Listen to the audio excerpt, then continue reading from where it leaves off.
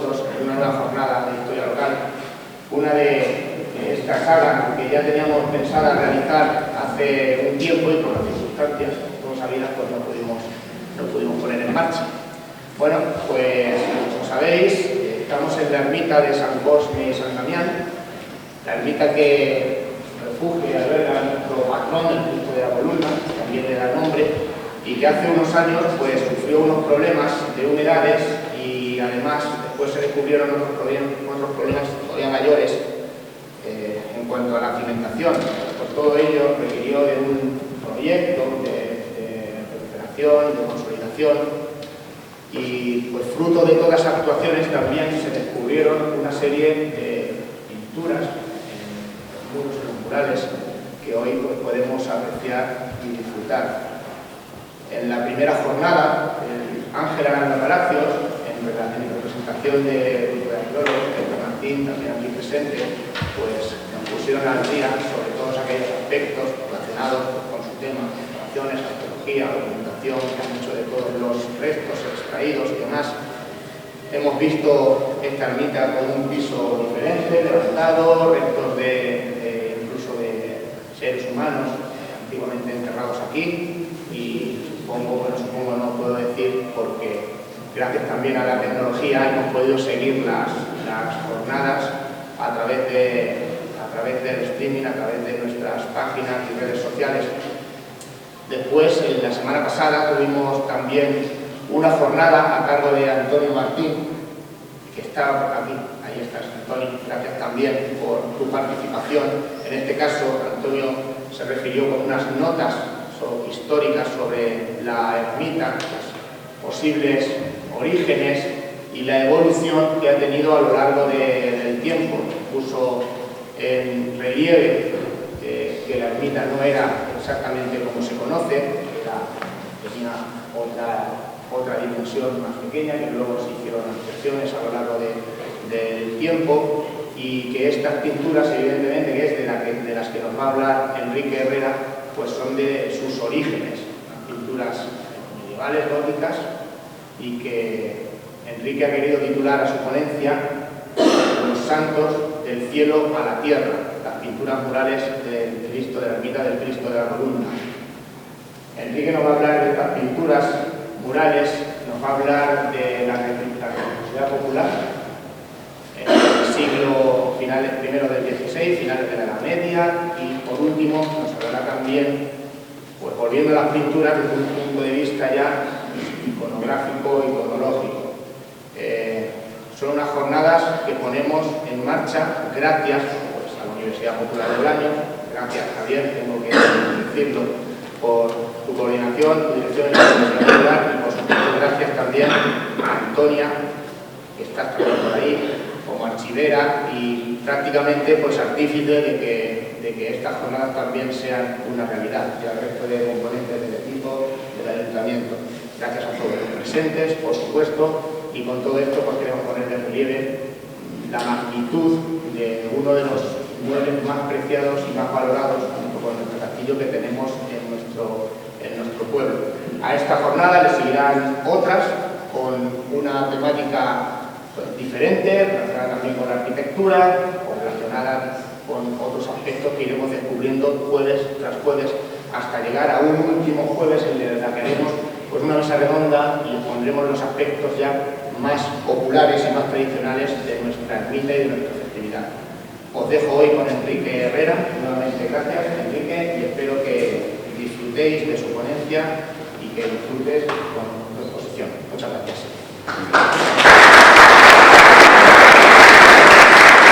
Bien, buenas tardes, ¿me entienden? ¿Me oyen?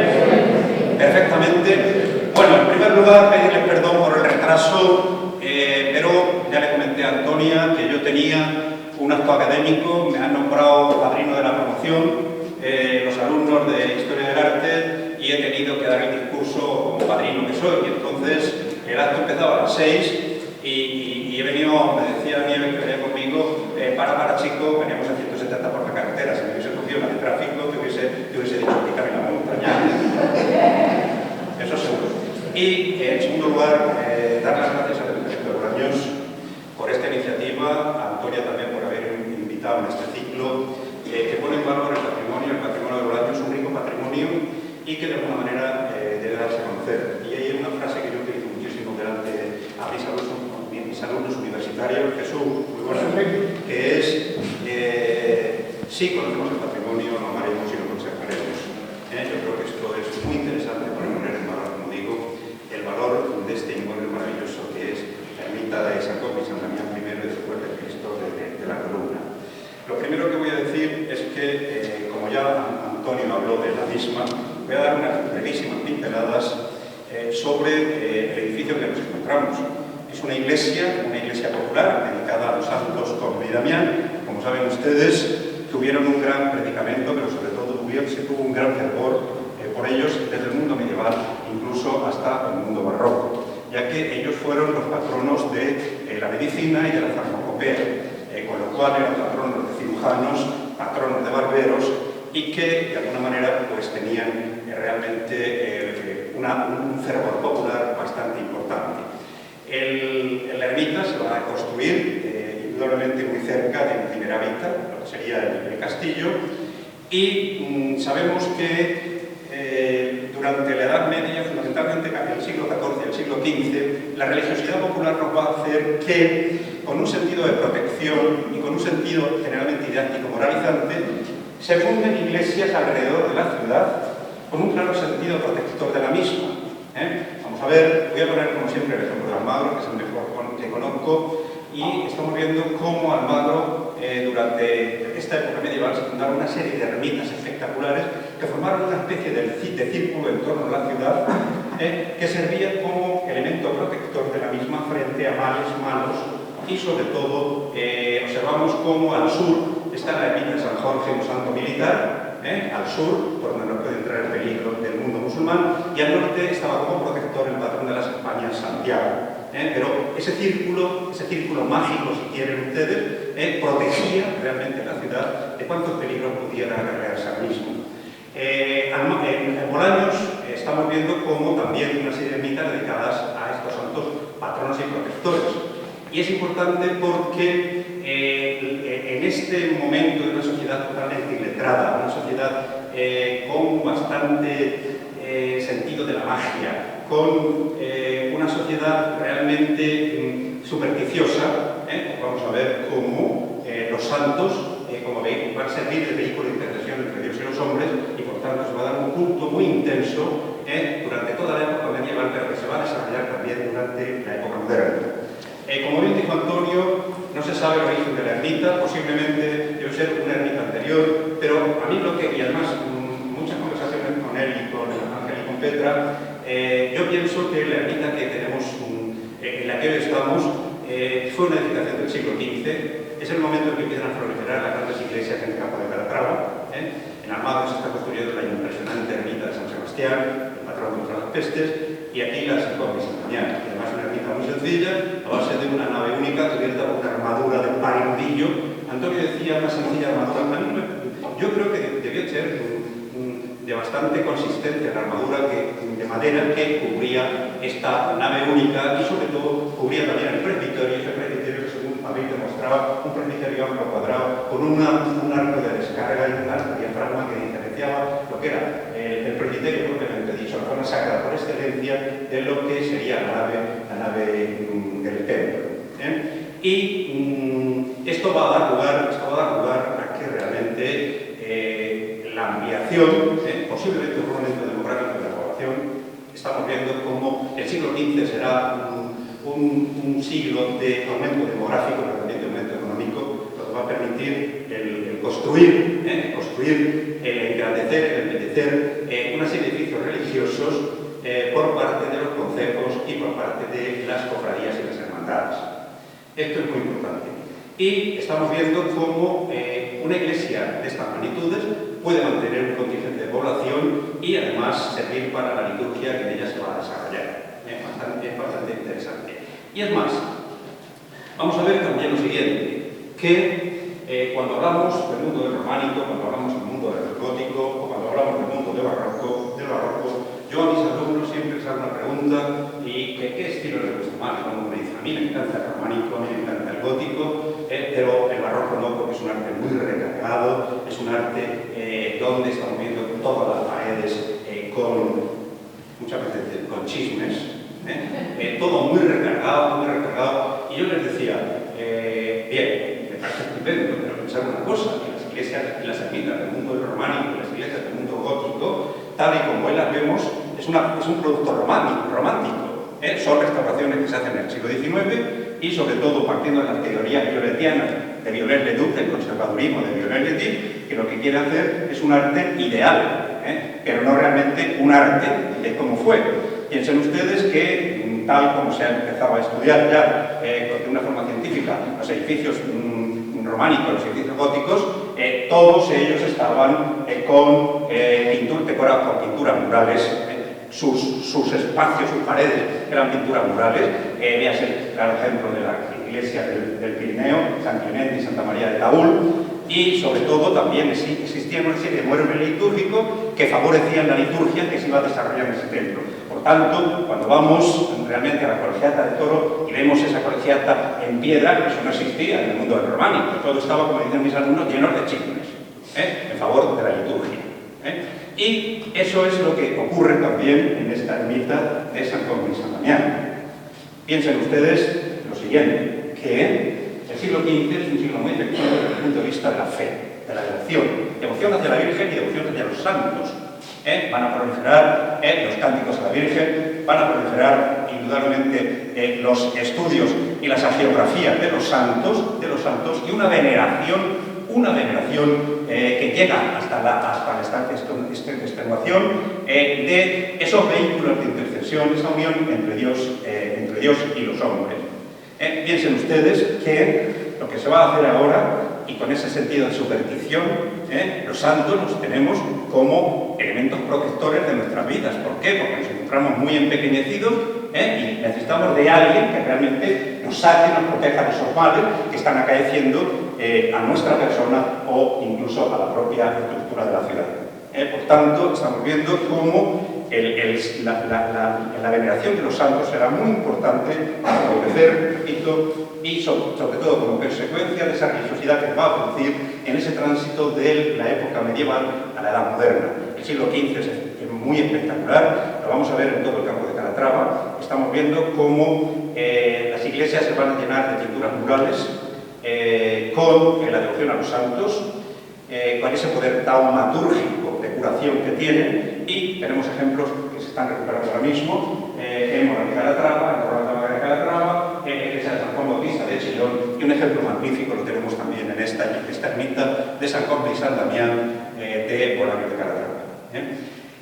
Vemos, por tanto, que era muy usual en la época la recuperación de los muros, o sea, el pintar los muros con esta pintura mural, que en definitiva es una clara reacción al fiel que va a venir a visitar la ermita de San Cosme y San Damián. Piensen ustedes, son iletrados, no saben leer ni escribir, y la única forma de aprender es mediante las imágenes. Los santos van a ser modelo de vida a seguir para llegar a esa salvación eterna. Por tanto, es muy importante que veamos la función didáctica, la función moralizante que va a tener la pintura mural y sobre todo también el mobiliario litúrgico a partir de la Edad Media y sobre todo en el Renacimiento y el mundo del Barroco. Dicho esto, hay que decir lo siguiente, que realmente las modas en los tiempos van a cambiar la fisonomía de nuestros espacios templarios, de nuestros templos.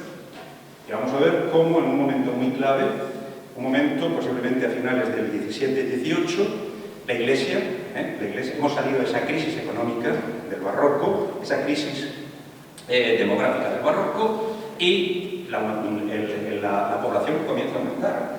Entonces, realmente los concejos ven que sus iglesias están quedándose pequeñas.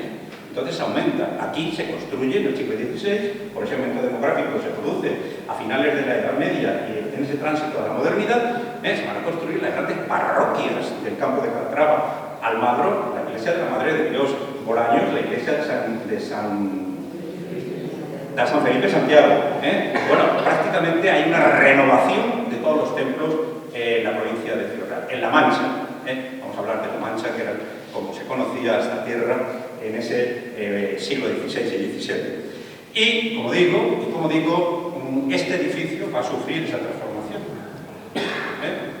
Realmente, el mundo del barroco va a considerar, realmente, como luego ocurrió con el mundo neoclásico, va a considerar indecoroso que las iglesias estén cubiertas por ese material que es la madera, y lo que van a hacer es cubrir los grandes templos mediante unas grandes bóvedas barrocas que camuflan un poco la pobreza de materiales que realmente tienen nuestros templos. El caso más significativo es la iglesia de Santiago de Ciudad Real, que el barroco ocultó esa magnífica armadura de panindillo con esa lacería impresionante, una de las más bonitas de España, y que fue recuperada ya en el siglo XX con esa idea de realmente darle el sentido prístino que realmente tienen los edificios o tuvieron los edificios religiosos.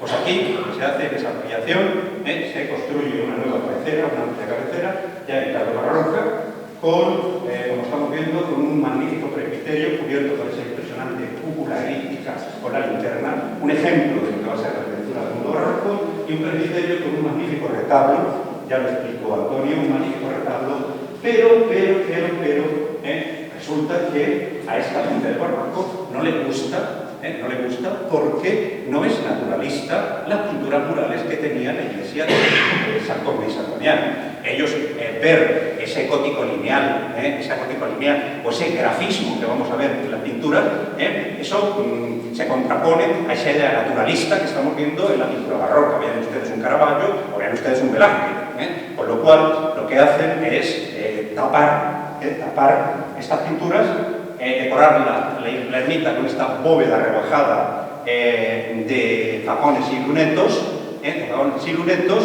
y de alguna manera ocultar el patrimonio que con el tiempo será descubierto y nos dará la visión que realmente hoy tiene la iglesia. Y es más, la pintura mural se sigue haciendo en el siglo XVI, el magnífico Palacio del Viso del Marqués, don Álvaro Bazán en el Viso del Marqués, se siguen haciendo en el barroco también, incluso antes iglesias, San Agustín del Magno, y esta no es menos porque su presbiterio se va a decorar con esa impresionante pintura mural, también descubierta, y que nos demuestra que realmente es una tradición no perdida a lo largo del tiempo. Es una tradición, repito, no perdida a lo largo del tiempo.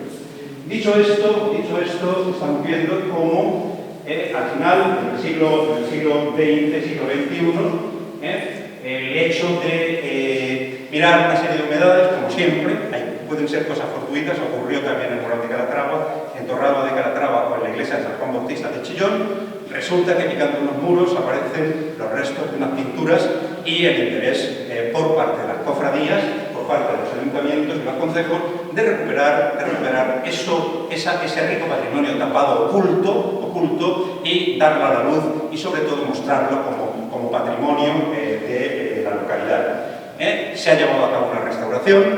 A mí me parece una restauración bastante digna. Esta mañana hablaba con un alumno nuestro restaurador, estábamos viendo la pintura de aquí, estamos viendo, comparándolas con algunas intervenciones que ha habido en otras iglesias, y me decía, a mí la de Colán me parece una intervención muy correcta, a mí también. ¿Qué se iba a decir? Pero debemos también saber y conocer un poco cómo se lleva a cabo ese proceso histórico en los muros de las iglesias del mundo románico, del mundo gótico, del mundo renacentista y del mundo barroco, e incluso del mundo del siglo XX. Como están viendo ustedes con estos frescos, fresco, esta pintura al óleo que indudablemente hizo un artista de Oranos. Si ustedes tienen un poco han leído sobre la intervención que se llevó a cabo en la ermita de Bolaños, habrán oído de pinturas murales pintadas al fresco. Muchos de ustedes sabrán lo que significa esa pintura mural al fresco, y vamos a ver cómo cuando se efectúa una decoración pictórica, una decoración mural en los muros de un edificio, hay tres formas de realizarlas. Una, la más usual, es lo que denominamos pintura al fresco. Pintura al fresco. tenemos otra que sería la pintura al óleo, muchas veces con el concepto de quadri reportati, que tenemos aquí unos magníficos ejemplos, pero también lo que denominamos como pintura al temple. Pintura al temple tenemos muy cercano un ejemplo maravilloso que es la iglesia de San Agustín de Almagro. ¿Qué diferencia unas de otras?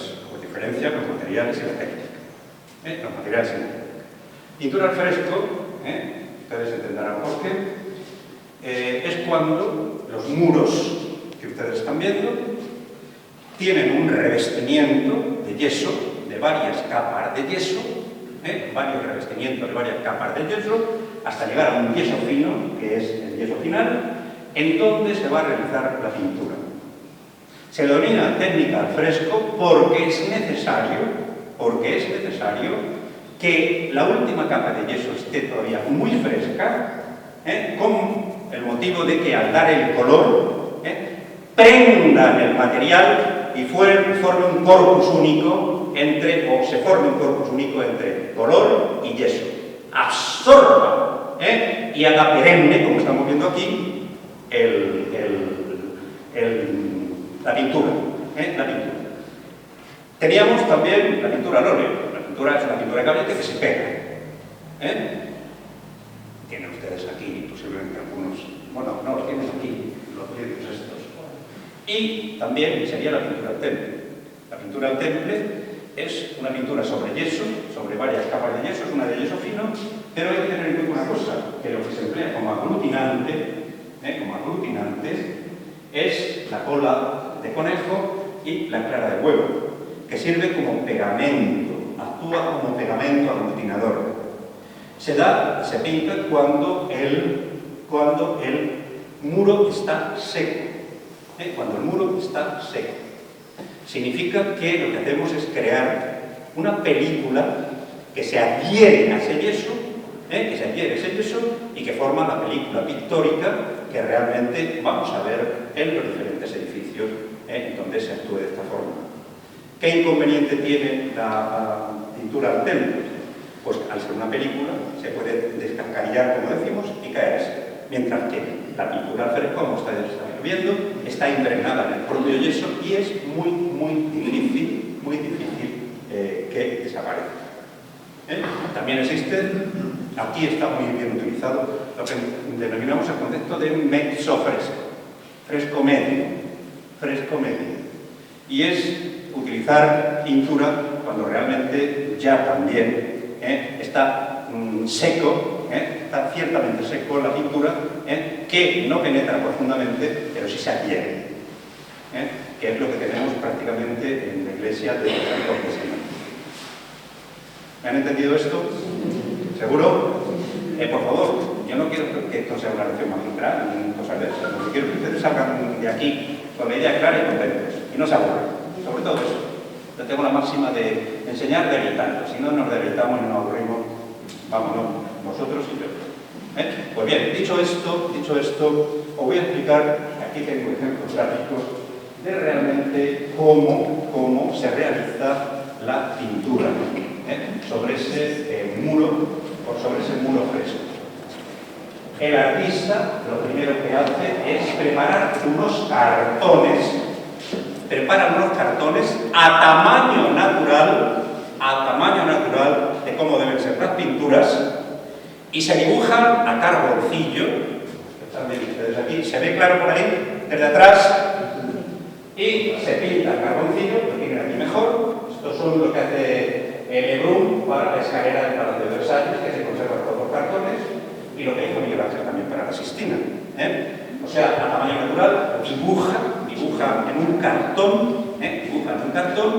y lo que hace es pegarlo a la pared, pero antes lo que ha hecho es seguir con un punzón la línea de dibujo, punza la línea de dibujo creando unos orificios.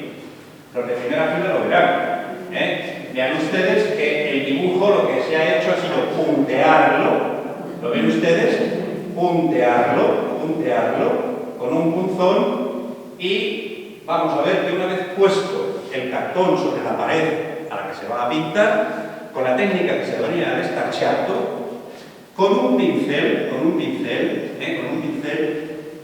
cogido con generalmente polvo, o tierra roja, azul, el mar realmente nuestro, se da sobre el cartón, y sobre todo sobre las líneas maestras de la misma, ¿Qué significa? Que en el momento que ya hemos dado, espolvoreado, hemos esparcido, estarciado, ese polvo sobre el cartón, quitamos el cartón y gracias a los agujeros tenemos perfectamente el dibujo sobre el muro. Lo único que hay que hacer, les voy a decir otra cosa.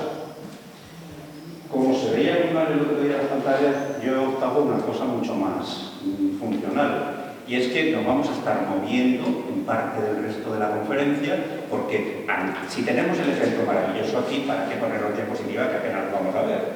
Por lo tanto, a eso vamos a actuar. Fíjense ustedes, aquí el pie de San Francisco, lo están viendo ustedes, cómo se empleó esa técnica, repito, cómo se empleó esa técnica, e indudablemente lo que se hizo fue rellenar con color, y después sobre ese dibujo previo, vean ustedes el dibujo previo, se da el color, en este caso el hábito, el marrón, en este caso el marrón, se rellenan y con líneas se marcan las arrugas, e incluso, como son tintas muy planas, colores muy planos, muchas veces hay que interponer varios colores para realmente crear el concepto de luz, de sombra y de volumetría. Por tanto, están viendo ustedes que como es una técnica muy precisa, es una técnica que tienes que aprender muy bien y sobre todo hay que contemplar la frescura de ese yeso. Vean ustedes que los dibujos son imponentes. Vean ustedes los dibujos de Lebrun para el Palacio de Versalles, la escalera del Palacio de Versalles. Realmente son impresionantes.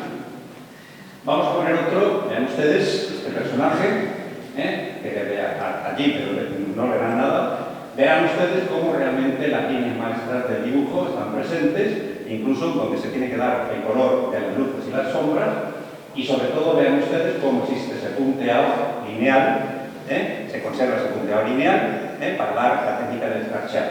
Y por tanto, realmente plasmar el dibujo y después realizar la pintura sobre el propio muro. O tenemos también otra técnica impresionante, la técnica de la cuadrícula. Lo que hacemos es, medimos el muro, hacemos un pequeño boceto, cuadriculamos, como ustedes están viendo, realizamos el dibujo y después traspasamos la cuadrícula al propio muro.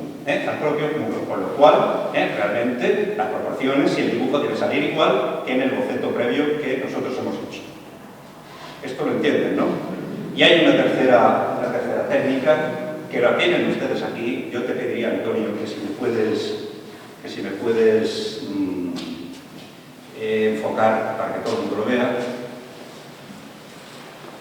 sería maravilloso, porque esta técnica de pintura mural aquí se va a dar mucho. Se dan más técnicas, Están viendo ustedes cómo las baldosas lo que tienen es una línea de grabado. Tienen una línea de grabado. ¿Cómo tiene que estar grabado? Se ha puesto el dibujo previo, con un punzón se raya y queda marcado las líneas maestras para realizar el dibujo y el color. Esta es una técnica realmente muy interesante. Esto es una lección de arte para los alumnos y para todos. Fíjense ustedes las baldosas, como podemos ver el grabado que existe en ellas, creando ese efecto perspectivo que indudablemente tiene la pintura, esta pintura posiblemente de una imagen religiosa femenina, pero que iconográficamente está muy perdida y no sabemos realmente de lo que se trata. Pues vean ustedes también, gracias Antonio, te voy a tener que utilizar para que lo veréis también, fijaos los cartones de Lebrun, fijaos aquí los grandes cartones de Lebrun para el Palacio de Versalles, todos ellos agujereados. Tuvimos la suerte de verlos en CaixaForum en Madrid hace un par de años, que yo me mis alumnos porque esto era realmente una clara reacción de técnica artística. Y sobre todo, nos vamos a quedar aquí en estos momentos porque vamos a empezar a estudiar, una vez que hemos visto religiosidad, hemos visto técnica, realmente las pinturas murales de la iglesia de la ermita de San Jorge y San Damián, más tarde Cristo de la Corona.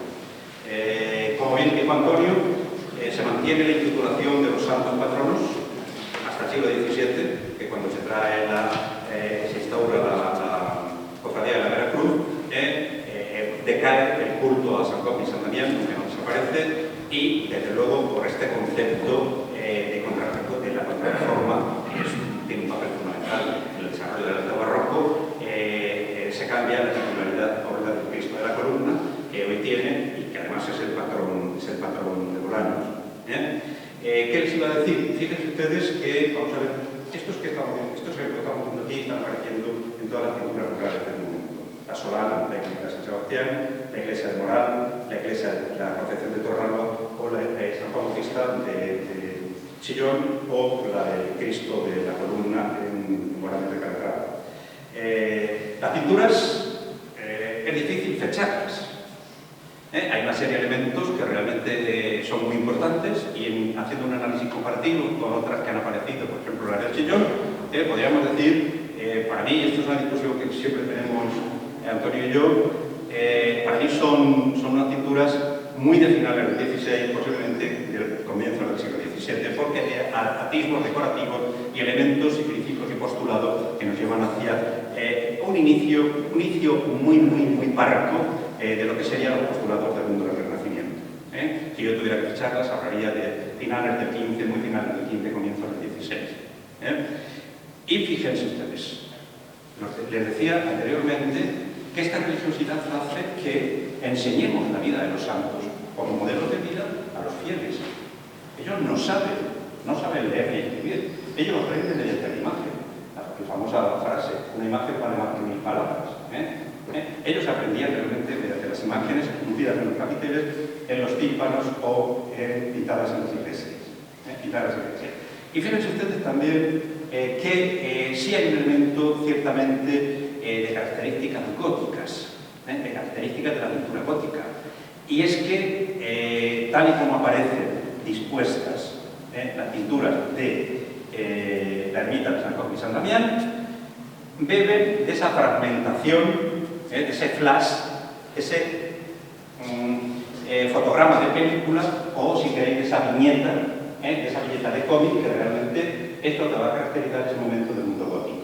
Fijaos que son como imágenes aisladas, esto es muy importante, son imágenes aisladas, todas ellas, como procesionando, si la vamos de los pies hacia la cabecera, procesionando, que nos llevan de lo que sería la cabecera, algo que ya hicieron el mundo romano y el mundo bizantino, las iglesias con esos grandes santos, por retomar el barroco, fundamentalmente Zurbarán, cuando pone sus grandes santas desfilando hacia el presbiterio con esa impresionante aliento. Esto sí que podría ser una característica puramente gótica. La fragmentación, el hacer una individualidad de la imagen como si se tratara de una historieta de un fotograma de una película. Y fíjense ustedes también que es una cosa muy interesante, que existe ya el concepto del trampantojo. ¿Qué es el trampantojo? Es el engaño al ojo, el poner una cosa donde no existe, ver una cosa donde no existe. Fíjense ustedes que las pinturas las vamos a ver en San Sebastián y también en Chillón. Las pinturas de la ermita de San Cosme y San Damián están todas ellas rebordeadas, como pueden ver, esto es muy bonito, están todas ellas rebordeadas, como pueden observar, por esta especie de decoración geométrica unas veces, fíjense ustedes, geométricas, también elementos florales, recreando como si fueran tapices. Todo el mundo sabe lo que es un tapiz, recreando como si fueran tapices puestos en las paredes y simulados para engañar al ojo humano. Esto es muy interesante. Vamos a ver cómo ya empieza ese concepto de trampantojo y que se desarrollará fenomenalmente y abundantemente en el mundo del barroco, siguiendo el concepto cartesiano, el cogito ergo sum cartesiano. Los sentidos nos engañan, lo único verdadero es que si pienso, luego existo. Eso es la clave de la filosofía del mundo del barroco. Pues piensen ustedes que todo está perfectamente aislado en su fotograma, son imágenes que hablan de la vida, que hablan de la iconografía de estos santos que aquí van a aparecer y que, de alguna manera, como digo, es la clara lección didáctica y moralizante que van a tener los fieles que atraviesan las puertas de la ermita de San Cosme y San Damián. De San Cosme y San Damián. Bueno, aquí podemos ver, bueno, la recuperación de las pinturas, por favor, la recuperación de las pinturas conlleva el deterioro de las mismas. No piensen ustedes que realmente las pinturas en el mundo cuando se posterior estaban así. No, estaban con el dibujo subyacente, lo tenemos aquí, si enfocáis. Fijaos, el dibujo subyacente, ¿lo estáis viendo? Ese linealismo de dibujo subyacente, eso no se veía. No se veía, todo estaba cubierto de color y muchas veces las arrugas se hacían mediante líneas negras. ¿Qué es lo que pasa? Que luego se entonaba todo de color, pero al cubrir en el mundo barroco, además hay que quitar para que el hielo, el hielo se adhiera. Resulta que cuando vas a quitarla, cuando tiras, te llevas la capa pictórica, y tenéis un ejemplo de capa pictórica fenomenal, que no sé si la seguís conservando, pero me dijiste que sí. O sea, tenerlas porque realmente es de un interés bárbaro para entender la técnica y la restauración. O sea, la gran pintura ha desaparecido. ¿Qué nos queda? La base, el dibujo y ciertos elementos que se han conservado después de esa desgracia de tener que quitarlas. Esto es importante. Pues fíjense ustedes que la técnica realmente se ilumina, que la técnica es muy precisa, muy precisa. Fíjense ustedes que lo que se hace es hacer el dibujo tal como yo les explicaba, mediante la técnica de Starchiato. Después, cómo se crea la barba, fíjense ustedes, la barba, se crea también los ojos, la nariz, las orejas, el halo de santidad, la ermita, vean ustedes la ermita, esto es muy interesante, y ha desaparecido realmente el gran colorido que debieron tener las pinturas. Pero hay mucha gente que opta por darle ese colorido. Si ha desaparecido, ha desaparecido. Vamos a sacarla, madrecita de carne como estoy. Como dice, madrecita de carne como estoy. Y fijaos que realmente nos demuestra que son pintores que dominan la técnica, pintores que dominan también el dibujo, un dibujo muy seguro, como pueden ustedes ver. Fíjense la capa de San Pedro, o incluso también los dibujos subyacentes de este magnífico San Cristóbal. Creo que es bastante interesante. ¿Qué nos queda? Miren ustedes las líneas maestras del dibujo y algo de la decoración subyacente en la misma. La restauradora que ha hecho fijar, lo primero que hay que hacer es fijar, mediante papel japonés, yo y la restauración ha sido perfectamente, fijar, pegar, después intervenir.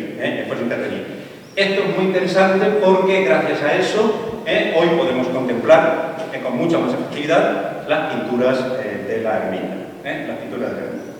Y volviendo al tema de la religiosidad popular, piensen ustedes lo siguiente, que realmente estos santos van a cubrir los muros porque tienen una función muy clara. La función de favorecer esa unión de Dios y los hombres. Los santos del cielo, por eso he puesto el título, los santos del cielo bajan a la tierra, los tenemos ante nosotros en efigie, en imagen, y son los que realmente nos van a proteger de cuantos males y malos nos acosen.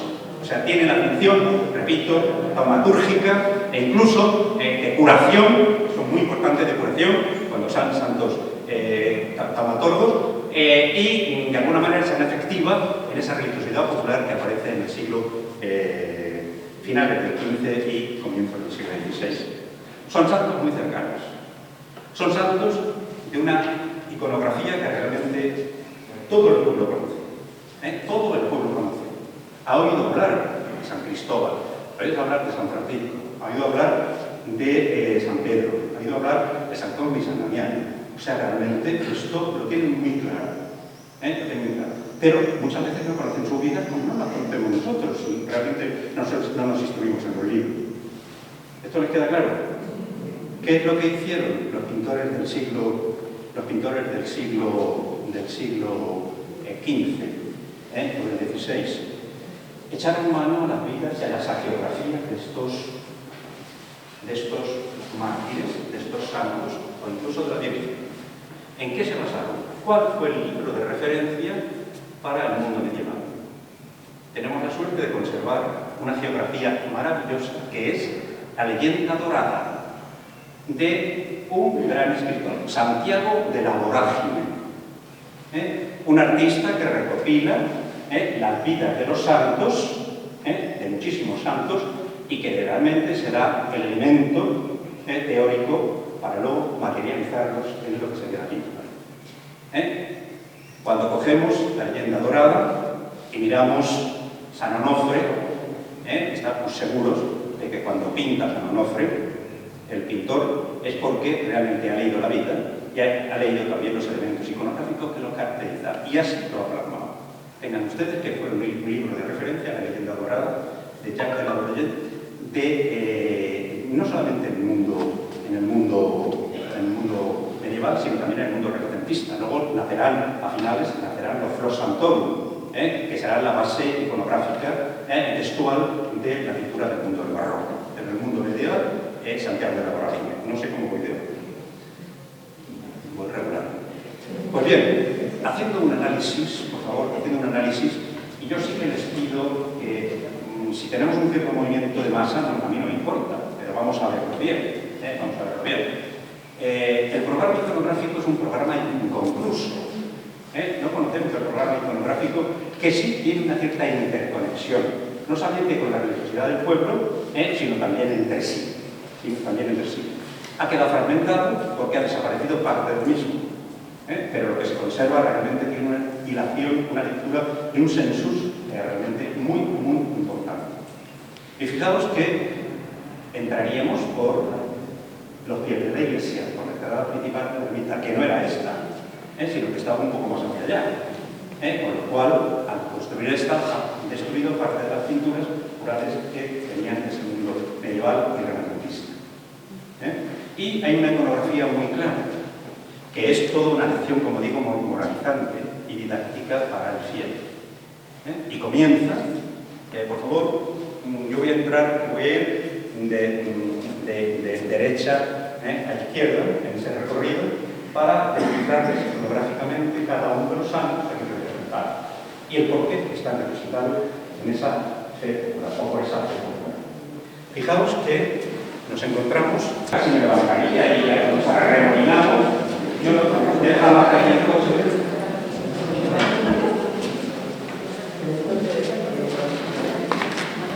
Y estamos viendo la iconografía de estas pinturas.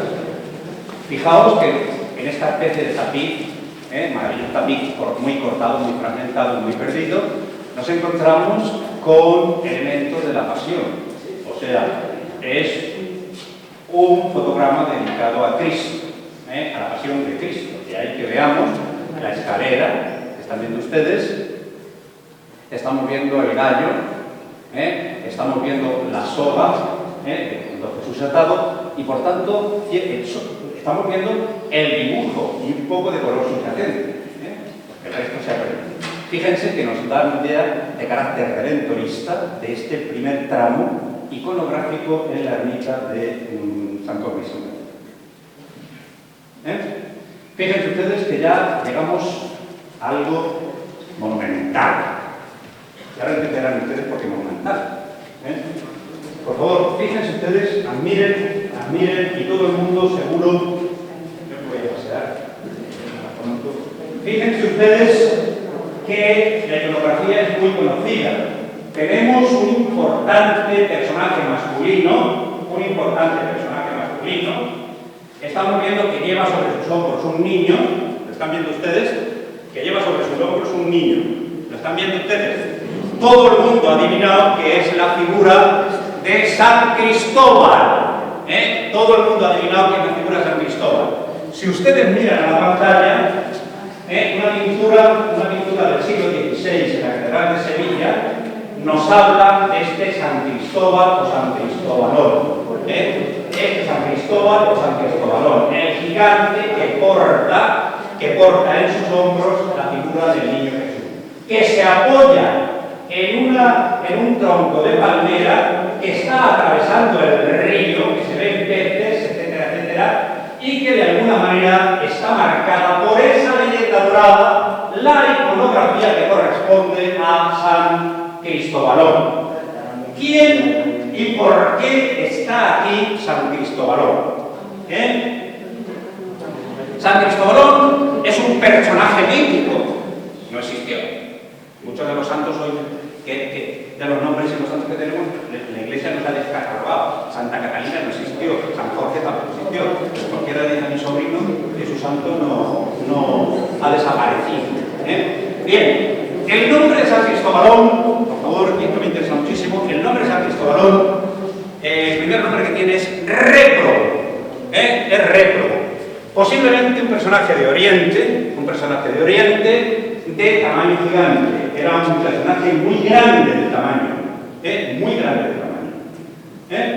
Y que él quiere entrar, el propósito de la vida es entrar al servicio del personaje más poderoso. Entra al servicio del rey. Pero nota que el rey tiene miedo al diablo. El rey tiene miedo al diablo. Por tanto, no es el personaje más poderoso de la tierra. Entonces quiere rendirse al diablo. Pero observa que el diablo tiene miedo a la cruz. El diablo tiene miedo a la cruz. Por tanto, el diablo tampoco es el personaje más importante. Un día, una anacoreta del desierto le dice que el personaje al que debe servir indudablemente es Dios. El personaje al que debe servir indudablemente es Dios. Y le dice que la única forma de servir a Dios es haciendo las buenas obras, ejerciendo la caridad. Y le dice que por su tamaño, la mejor forma de ayudar a los hombres es haciendo atravesar el río. Que lo tendríamos aquí. Están viendo ustedes, estos son ciertas obras del río, que se ven muy tímidamente, y estamos viendo que él sobre sus hombros, podría transportar a estos viandantes en atravesar las aguas. Esto es muy importante. Pero un día se le presenta un niño. Y le dice que lo pase a la otra orilla. Entonces, de inmediato, San Cristóbal lo porta sobre sus hombros y nota que cada vez el niño pesa más. De ahí que necesite apoyarse en el tronco de palmera, que tienen ustedes aquí. Lo están viendo, porque realmente aquí tienen ustedes el niño que porta la bola del mundo. Este niño nosotros tenemos Jesús. Y le pregunta el gigante réprobo que por qué pesa tanto. Y dice que pesa tanto porque sobre él van todos los pecados del mundo. Sobre él van todos los pecados del mundo. A partir de este momento, réprobo se llamó Cristóforo, el portador del niño, el portador de Dios, el portador de Cristo, según la leyenda dorada. Entonces, el nombre de San Cristóbal, que como ven ustedes es muy interesante porque es un personaje gigante, a la entrada y frente a las puertas de entrada a la ermita. Quédense ustedes con esto. Esto es muy importante. Fíjense que va tocado con esta vestimenta, espectacular vestimenta, con estas granadas, esta decoración de granadas y estos elementos mistilíneos, una decoración todavía de cierta tradición goticista, pero que se sigue empleando en los comienzos del siglo XVI. Lleva sobre sus hombros el niño, que ha desaparecido parte de la cabeza, solo se ve la vestimenta, los pies. ¿Lo están viendo ustedes? ¿Están viendo ustedes? El pie, el vestido, la mano y la bola del mundo, que lo caracteriza como Salvator Mundi. Y, por favor, esto es muy importante porque fijaos que con un sentido perspectivo, y aquí estaría representado el río que desemboca en el mar, Tenemos, fíjense ustedes, una vista de ciudad espectacular, de ciudad amurallada medieval, eso sí, y fíjense ustedes que por otro lado está un bajel porque el río desemboca en el mar. ¿Están viendo ustedes? El río desemboca en el mar. Y hay algo que nos llama mucho la atención y que no sé si a ustedes les ha pasado desapercibido. ¿Quién paga estas pinturas? ¿Quién encarga estas pinturas? Estas pinturas las encargan pues ciertos comitentes que quieren dar gracias a San Cristóbal por ahora lo que vamos a entender. ¿Qué es lo que hace? Pues van a ser representados junto con la figura de San Cristóbal. Al gigante Cristóbal, y veamos al donante, y esto es muy significativo, arrodillado en actitud donante, que lleva esta especie de bandera, que va vestido a lo militar, por lo tanto debe ser un militar importante, posiblemente perteneciente a la orden militar de Calatrava, que mira y pide la protección al gigante Cristóbal. Fíjense que es muy bien dibujado y hay elementos muy maravillosos. Esto bien merecería un estudio interesante sobre la indumentaria y la iconografía de los mismos. Y posiblemente debió estar, si estaba casado su mujer, en uno de los laterales, que yo ya no me acuerdo de dónde se estaba. Ya no me acuerdo si estaba. Nada, se estaba. ¿Por qué está San Cristóbal? ¿Por qué está San Cristóbal? Esto es muy importante. ¿Por qué nace San Cristóbal? San Cristóbal es el patrón de los caminantes. Y sobre todo nos salva de ser atacados por los caminos. El patrón de la muerte súbita, de la muerte de repente. Fijaos lo que significaba la muerte de repente en la Edad Media. Si ahora nos impone, imagínense ustedes en la Edad Media. Esto es muy importante. ¿Qué significa? Que tiene una gran devoción porque todo el mundo viene a pedirle el hecho de que no tenga una muerte repentina. Y es más, existe la tradición desde el mundo medieval que aquel que en el día ve la figura de San Cristóbal no morirá en esas 24 horas. ¿Qué significa? Que San Cristóbal se pone en el lugar el mejor lugar, gigante, para de un solo golpe de vista ser visualizado. Así ya lo tengo de repente. Y a las entradas de las iglesias, porque nada más girar está viendo al gigante Cristóbal que va a proteger esa muerte repentina. Esto es muy importante e inicia ese ciclo iconográfico perfecto en torno a los santos que vamos a ver en la ermita de San Cosme y San Miguel. Fíjense ustedes, por favor, me he dicho que interrumpa si hay un terratamiento de no hay ninguna cuestión magistral. Fijaos también en esto que es muy importante. La iconografía de San Cristóbal también lleva sobre su mano esta especie de rueda de molino. Si estáis viendo, porta una rueda de molino. ¿Lo ven ustedes? Qué bonito. Porta una rueda de molino. Pero por favor, fíjense ustedes que sobre ella aparecen una serie de personajes. ¿Están viendo ustedes? ¿Están viendo ustedes estos personajes? Muchas veces se soportan sobre el cinto. Son aquellos que han solicitado el traspasar el río de una orilla a otra en la figura de San Cristóbal, con una perspectiva jerárquica. Ellos no son nada ante el santo, por tanto son muy pequeñitos y los está transportando junto con el niño Jesús. La rueda del molino, por favor, la rueda del molino. Llevo sobre mí los pecados del mundo. Pesa como una rueda de molino. Creo que con esto basta, ¿no? Pesa como una rueda de molino. Vayamos al siguiente. Muy deteriorada. Repito, muy deteriorada. Yo aquí sí. Fíjense ustedes que ya aquí hay un intento perfectivo, de perspectiva lineal, haciendo concluir en un punto de fuga ese grafismo de la baldosa. Fíjense ustedes que estamos hablando que se trata de una habitación debe ser una habitación solemne. Hay unos ángeles músicos, fíjense ustedes, qué bonitos. las alas explayadas, tocando el violín. Fíjense ustedes, tocando el violín. Aquí aparecería otro. Y aquí aparece un manto azul y una túnica roja. ¿Están viendo? Un manto azul y una túnica roja. Con una rica decoración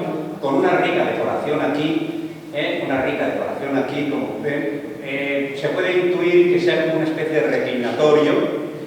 Intuimos que la Virgen María, porque la Virgen sabéis que va vestida de manto azul, símbolo de la pureza, pero la túnica es roja porque está representada como mujer.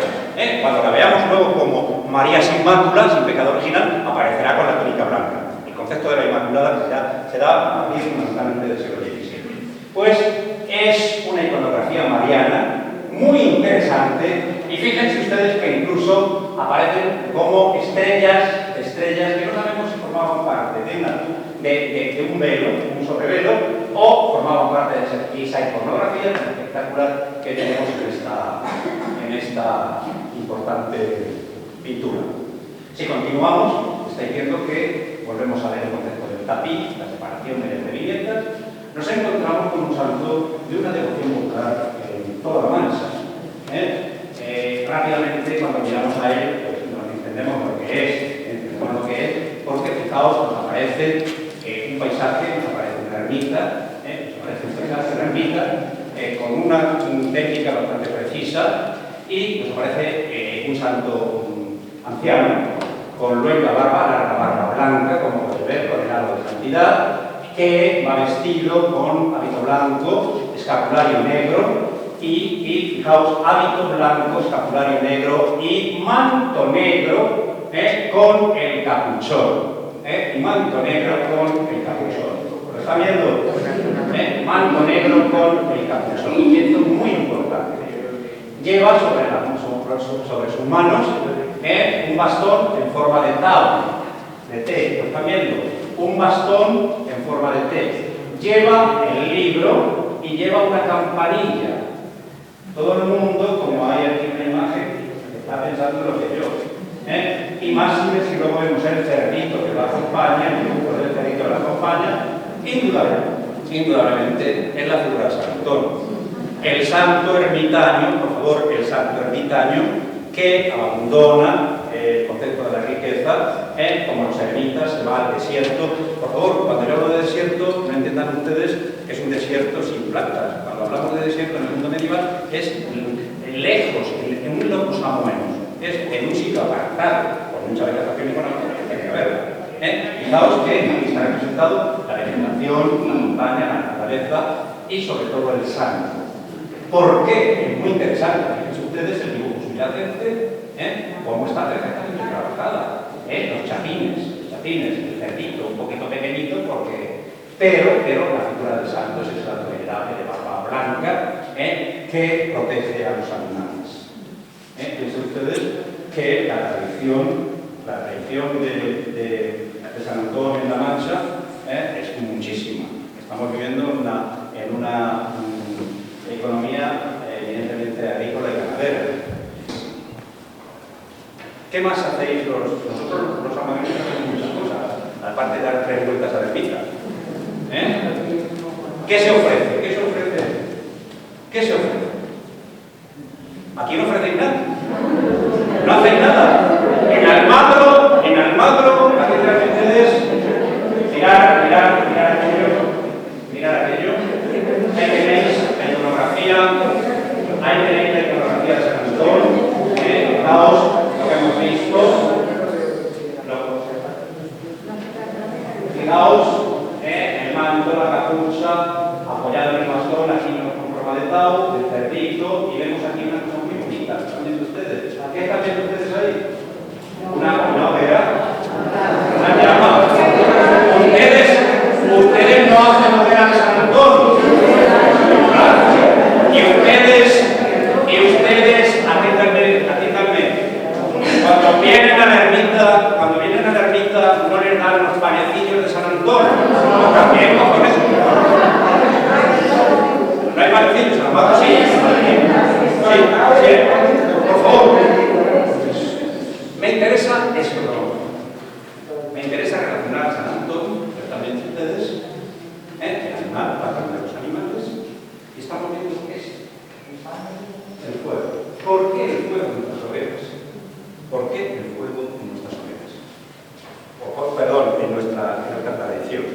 ¿Por qué el fuego de San Antón? Por favor, existe una enfermedad en el mundo medieval que se llaman los fuegos de San Antón. Los fuegos de San Antón. ¿Qué son los fuegos de San Antón? Atiendan ustedes. Resulta que los fuegos de San Antón es unas cóstulas, unas heridas que aparecen en el cuerpo, es una herida que aparece en el cuerpo debido a, hoy se sigue utilizando en medicina, los fuegos de San Antón, se conoce con el nombre de ergotismo, porque al comer, y la base alimenticia de ellos, el pan de centeno, atiendan ustedes a esto, el pan de centeno, creaba un hongo en el estómago que creaba la enfermedad del ergotismo y creaba esas cóstulas e incluso la muerte súbita y el aborto en las mujeres embarazadas.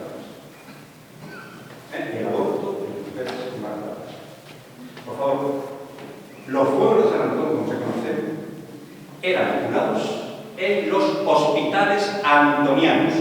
Los antonianos son aquellos religiosos que siguen a San Antón, que como función clara es la hospitalaria, y que allí se curaban a estos que padecían el fuego o el ergotismo.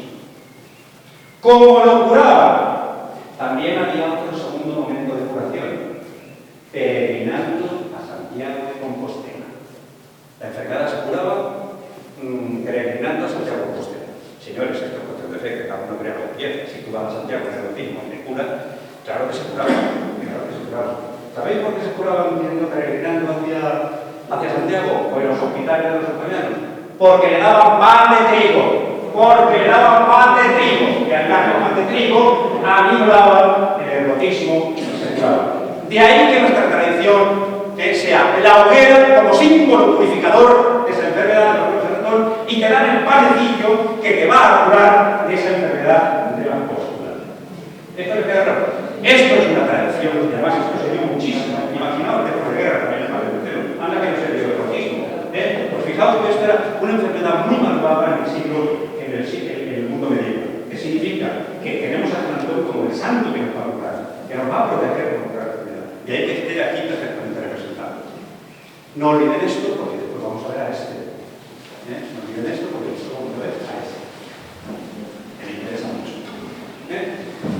Bien, si continuamos, nos encontramos con una religiosidad popular, una iconografía muy conocida.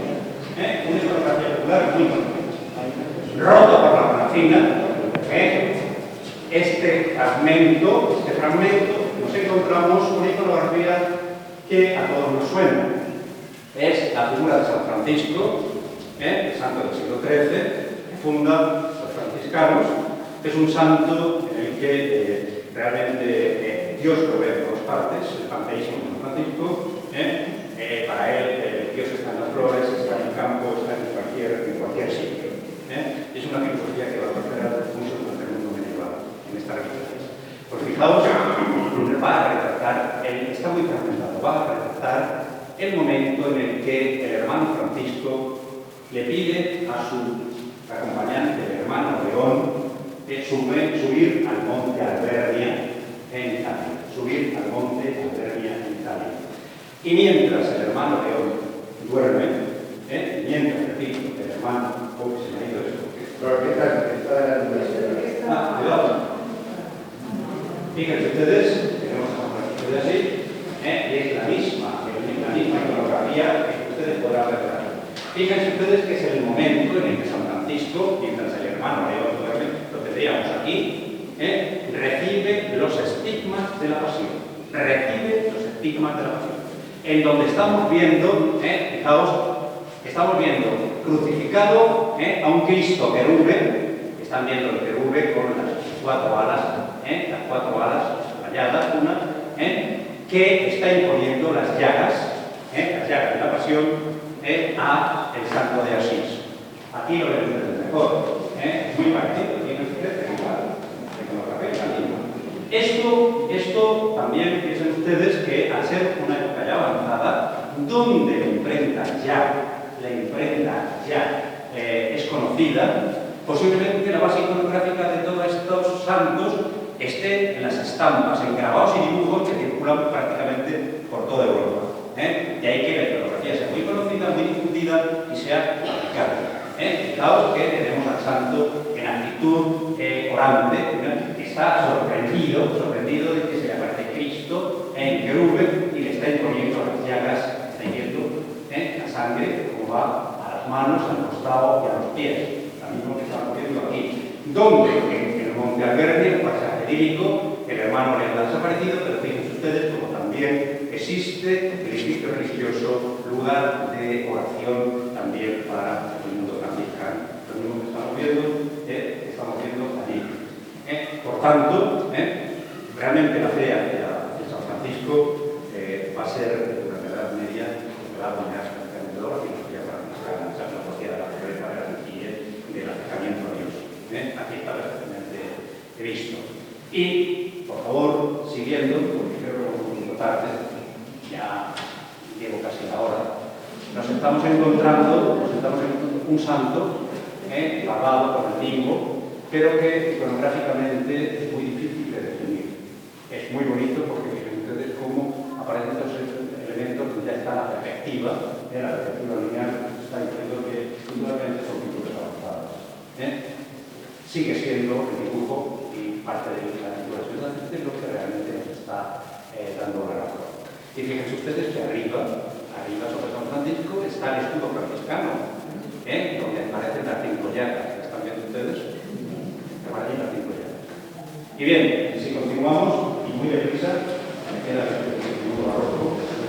Fíjense ustedes, aparece un escudo donde están aquí las trabas, aparece el escudo de la Orden de Calatrava, dando pertenencia a la Orden de Calatrava, aparece una santa, una mujer joven, bella, con el limbo, aparece el nombre, pero que no hemos podido descifrar, como que hemos subido el Pedro y yo, para ver quién es, y aparece con la palma del martirio. Saben ustedes que cuando un personaje es martirizado, ¿para qué le bajan? Para darle la corona y la palma del martirio que la caracteriza. ¿Por qué tener la palma del martirio?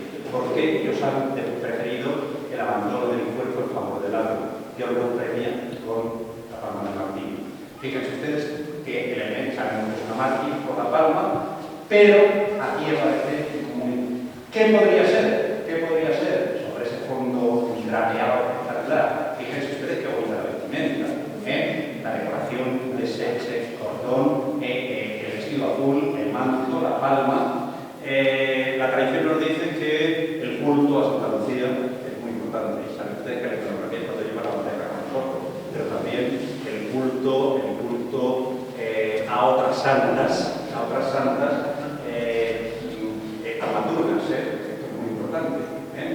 Estamos viendo también la que lleva el papel sobre los hechos. No sabemos ahora mismo qué puede ser, a no ser que un estudio previo y una ligera realmente lo que pone. Para mí puede ser Santa Lucía. Eso lo hemos discutido con Antonio. Pero Antonio, que digo que puede ser Santa Lucía. Porque el culto, ten en cuenta ustedes que es contra la ceguera, o sea, es protectora de nosotros. Puede ser Santa Lucía, Santa Inés. O Santa Inés, pero claro, es que se lleva el cordero, si viéramos el cordero... Pero es que el cordero se ha perdido, al hacer el arco se ha perdido todo. Se ha perdido, fijaos que esta parte se ha perdido. Bueno, continuamos porque nos queda el mundo barroco. Fíjense ustedes que esto es muy bonito también, es espectacular. Aparece como una especie de arquitectura con un sentido perspectivo, un santo con una capa pluvial, el báculo de obispo, lo están viendo ustedes, aparece también la mitra, pero el libro, pero realmente no tenemos ningún elemento iconográfico que nos defina el día de mes. Es muy singular, incluso aquí en Bolaños, en La Mancha, el culto a San Blas. San Blas obispo, por los dolores protectores contra las enfermedades de la garganta. Eso lo hemos discutido también entre ellos, que es posible, pero hasta que no se vea algo más interesante. Aquí es mucho mayor, es muy bonito, roto por la hornacina de San Francisco. San Francisco debería estar allí. El elemento de los colores traen aquí, pero claro, no cabe. ¿Qué os iba a decir? Fijaos que es una especie de cenáculo. Fijaos en esto que es muy bonito. Es una especie de cenáculo circular. aparece una mujer y aparece un varón. Aparece un varón. Por la forma de escenario circular, bien podía ser los posorios. Porque otras veces hemos pensado que también podría ser la Sagrada Familia, pero el punto de la Sagrada Familia es un punto muy posterior, ¿no? El mundo medieval y primero un momento de Renacimiento. Fíjense que está muy bien, se ha perdido mucho el color, pero continúa el dibujo subyacente. Fíjense que el anonimismo es una mujer con la túnica y el manto parece ser que es azul por lo que queda aquí, y luego estamos viendo aquí otra figura que podría ser San José, pagado, limbado, con un manto rojo y una túnica, pero nos quedamos ahí. A mí me parece que puede ser mucho mejor los desposorios que no la Sagrada Familia, que es un punto muy posterior, pero nada sabemos. Y aquí estamos ante un santo bastante interesante. Es un santo bastante interesante. Lo tienen ustedes en pantalla. Es San Onofre. San Onofre. Lo están viendo. Esto es muy interesante. San Onofre también es un santo eremita, seguidor de San Antonio, que es hijo, se dice que es hijo de un rey etíope, aunque también se ha dicho que es un rey increíble. O sea, aquí la geografía no se pone de acuerdo. Que abandona el concepto del poder, porque dice que viendo la pobreza del mundo quiere retirarse a la meditación y también para servir a los pobres. Resulta que sigue toda la teoría eremita de San Antonio, de ahí que fijaos están casi contrapuestos, casi enfrente, lo están viendo, los dos santos eremitas. Esto es muy bonito desde el punto de vista de la iconografía. Y fijaos que es el santo que se encuentra con un eremita porque no sabe en qué lugar del desierto va a dedicarse, a qué lugar va a dedicarse a la oración. Entonces es acompañado por otro ermitaño mayor, que al pasar por un lugar donde había una palmera, aquí apenas está señalada, aquí sí, entonces una palmera, este es el sitio, porque de esta manera tendrás dátiles y tendrás agua.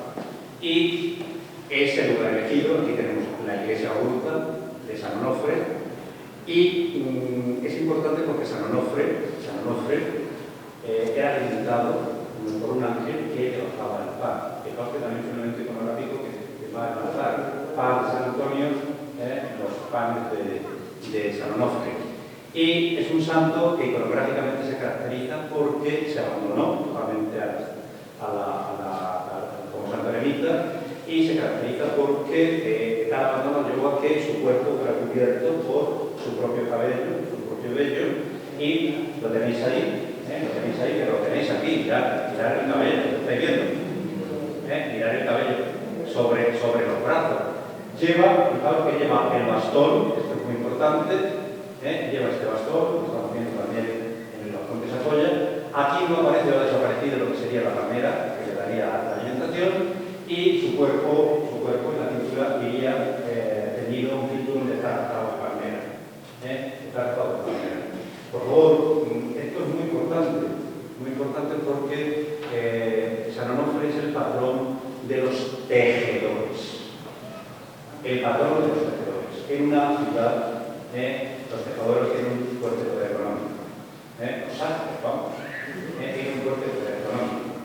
Es posible que ellos dedicaran esto a San Onofre. También es el protector de los viudos, de los solitarios, etcétera. O sea, es un santo muy protector, muy benefactor, que por tanto está perfectamente representado. Y siguiendo esto, fijaos que llegaremos a la piedra.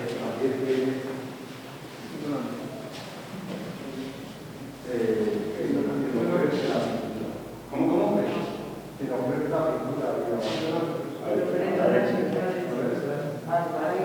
Hay un donante, sí. Fijaos que es un donante arrodillado. Posiblemente aquí se vea, pero bueno, aparece el donante arrodillado, ¿lo veis? Posiblemente un tejedor. Va muy bien vestido, como veis, con esa capa y eso. Es una mujer, seguro. Yo veo aquí una torsura, no sé. Cuidado, mira que hemos pasado horas. Sí, bueno. Es un perro, mira, pues fenomenal. Tenemos bastante que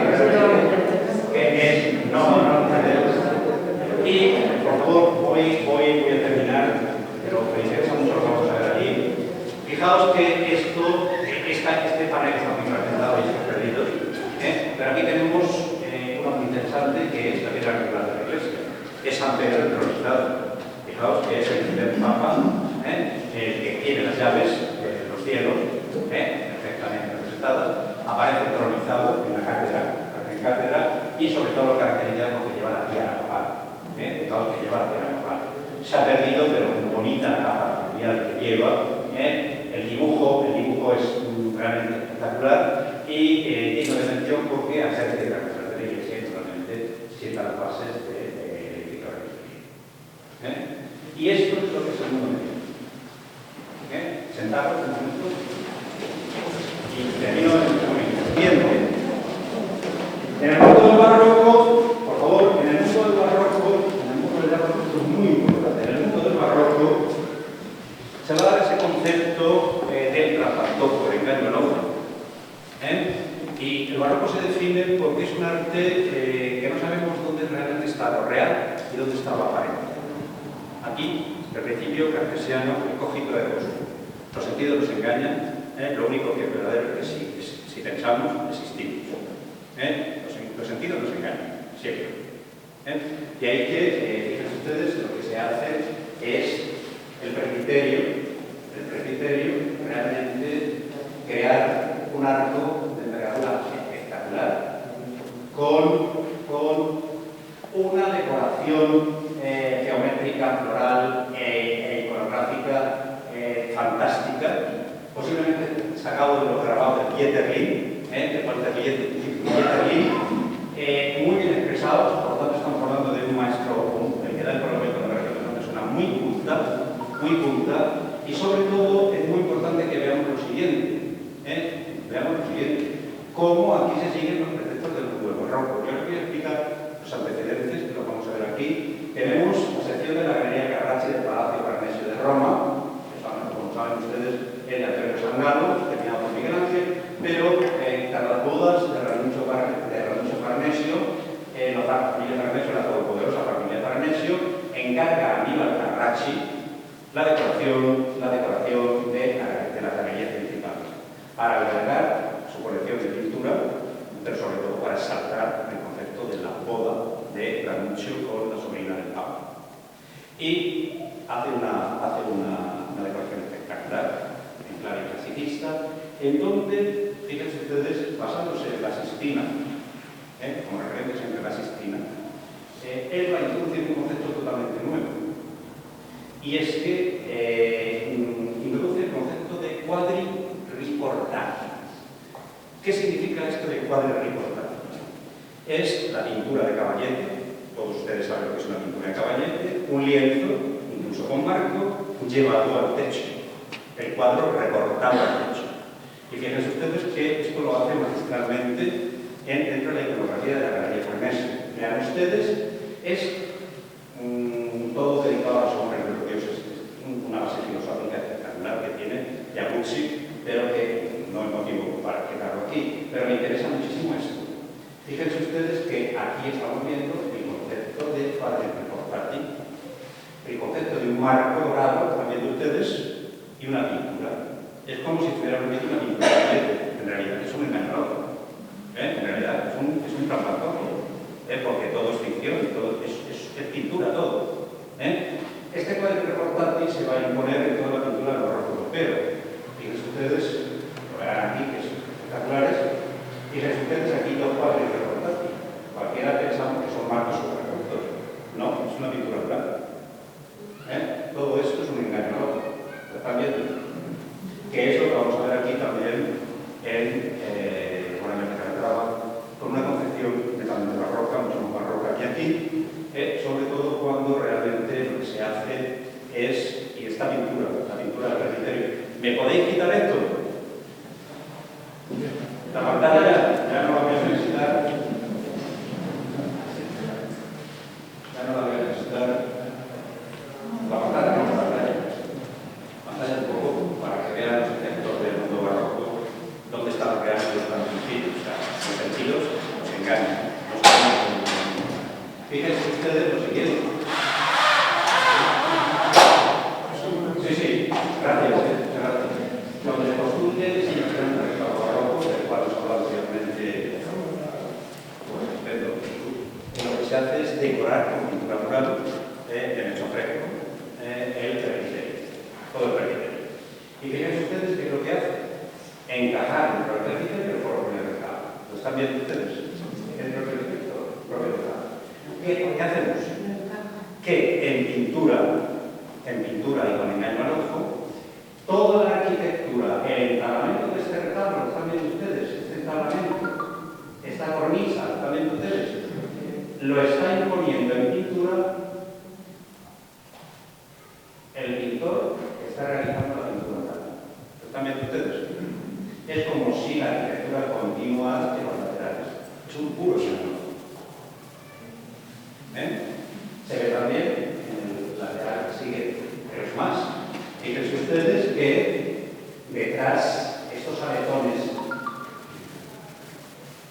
florales o vegetales están traspasados también al interior, están reflejados aquí. O sea que hace un estudio de geometría y de perspectiva con una aplicación matemática espectacular. El pintor que está interviniendo en esta situación de esa arquitectura. ¿Quién no? Fíjense ustedes que los roleos dorados, fíjense ustedes los roleos dorados que decoran el friso, el pintor lo repite aquí con ese continuismo de la misma manera. ¿Lo han visto ustedes? Es más, fíjense ustedes el banco del retablo que es continuado en los laterales como si fuera una arquitectura ficticia. Es el engaño del mundo barco. Pero vamos a donde yo quería llevarles. Y es que como las referencias de Aníbal Carracci, lo vamos a ver aquí perfectamente. Es un pintor que conoce, un pintor culto.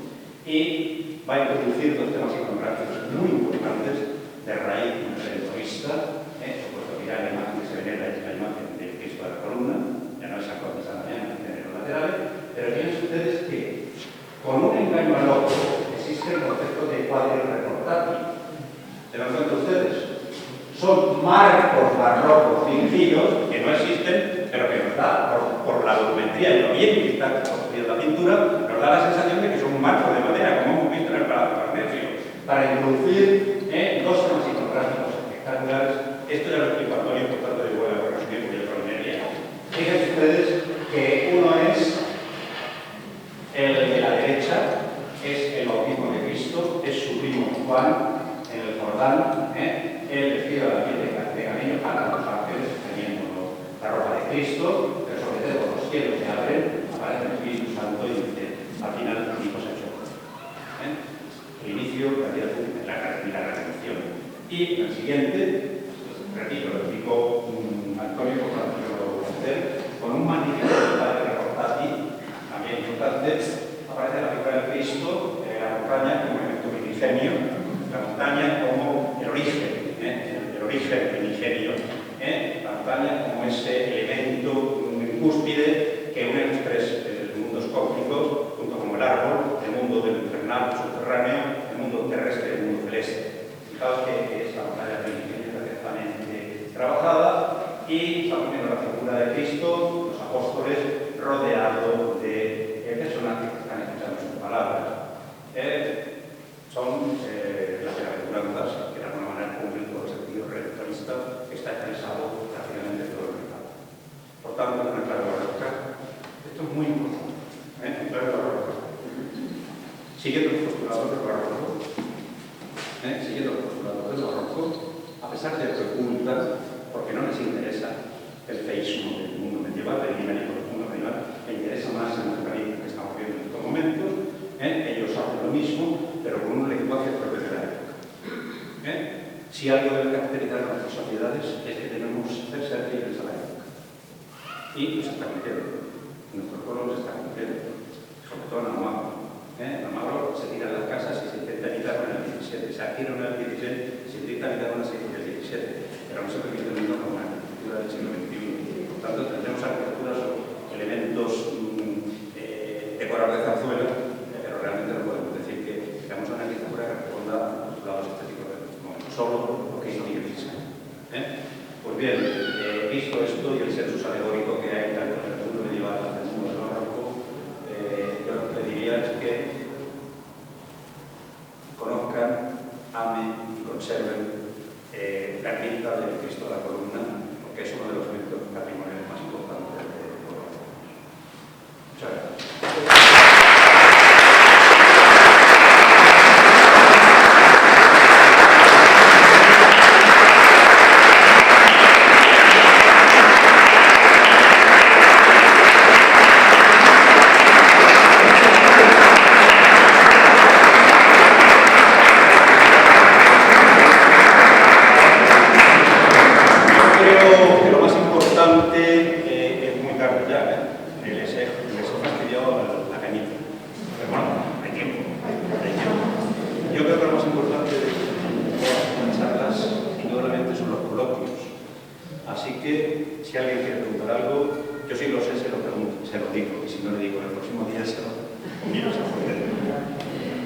Yo creo que lo más importante de estos es los coloquios, que además es lo que fomenta el espíritu crítico en el conocimiento de las cosas. Preguntar si queréis algo sobre algo. Sí, Antonio. Creo que se te ha olvidado hablar de las pechinas, de la cintura. Me he dado cuenta de las pechinas, que no se ha olvidado, pero bueno, ¿qué quieres que te diga? Son lienzos de caballete llevados, pasados al muro, y como es usual en todas las iglesias, lo que es el presbiterio, me parece muy interesante la pregunta. El presbiterio, generalmente los presbiterios siempre son elementos cúbicos, son espacios cuadrados en altura, son elementos cúbicos y suele cubrirse generalmente por una cúpula. Es el máximo ejemplo de microcosmos en el espacio templario. Es concebir el microcosmos en la parte más importante, que es el presbiterio. ¿Por qué microcosmos? Porque el cubo, el cuadrado, representa la Tierra. Los 4 elementos, las 4 estaciones, los 4 puntos cardinales, frente al círculo, que lo que hace es recrear la bóveda celeste. Es la unión cielo-tierra, simbólicamente representado en este microcosmos que es el presbiterio de la capilla de San Roque y San Domingo. Pero hay una cosa muy importante. La iglesia, como tal, siempre se mantiene bajo unos pilares. Los primeros pilares que tenemos de la iglesia es los apóstoles Pedro y Pablo. Lo tenemos en casi toda la Eucaristía. Que realmente son los que están sosteniendo los verdaderos pilares de la iglesia. Pero también pilares de la iglesia son los evangelistas, que nos van a dar toda una tradición, y también los padres de la iglesia latina, que con sus escritos mantienen la teología, que es la base principal de la iglesia. Y hay que como sustento, como base de esa teología, en ese microcosmos que es el presbiterio, aparezcan representados personajes importantes de la teología que con sus escritos mantienen la fe. San Jerónimo, como padre de la iglesia, San Jerónimo, cardenal, también oró y que tradujo la Biblia al latín, la famosa Vulgata de San Jerónimo. Por eso conocemos también la base de la Vulgata. Tenemos a San Agustín, pintor principal de la iglesia.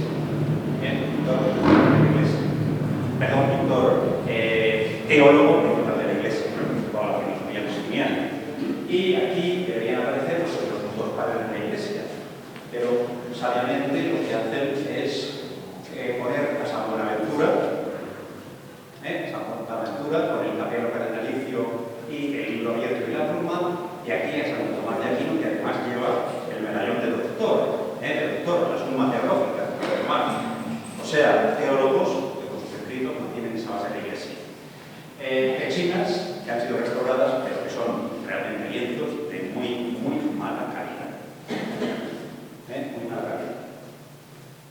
Cumplen su función, soportar todo el peso de la iglesia, de la teología, y perfectamente restaurados, pero son de una calidad mediocre. Y después, piensen ustedes que posiblemente, porque habría también ciertos elementos que así lo indican, Bonilla repintó la iglesia con este intento de retomar elementos vegetales, elementos también de Candellieri, retomamos posiblemente de ciertos elementos o de cualquier texto grabado, y fijaos que lo que hace es los monumentos con los semicírculos, también esas copas, un poco trata de dar esa base barroca a una decoración del siglo XX. Y fijaos que indudablemente lo que estamos viendo aquí, lo que sería la clave de la bóvedas, serían el tetramorfos que también es base de la Iglesia, los escritos de los evangelistas, representados por las figuras de las cuatro formas que lo representan: el águila de San Juan, el toro de San Lucas, el león de San Marcos, perdón, el toro de San Lucas, y aquí tenemos el niño de San Mateo, el que le dicta la Iglesia de San Mateo. Pinturas, bueno, ciertamente interesantes algunas, otras retocadas y hechos como muñecones falleros, por ejemplo, el ángel es bastante malo, y que la restauración la habéis tenido a bien siguiendo la ley de patrimonio. A mí eso me parece estupendo. La ley de patrimonio del 85 nos dice que en una iglesia a intervenir se deben respetar diferentes etapas. Entonces lo que habéis hecho es respetar la pintura del siglo XX de Bonilla, y bueno, nos puede gustar más o menos, pero ahí tenemos pues una secuencia histórica y documental de la propia iglesia. Además, fijaos, está muy bonito, esto es tanto por marmóreo, que sigue un poco sobre estos barros que estamos aquí, todo el concepto del engaño. Y lo que os decía, creo que conservarla porque merece la pena, porque son la señal de identidad de nuestra cultura y lo que nos define como cultura. ¿Alguna pregunta más? Sé que es muy tarde, pero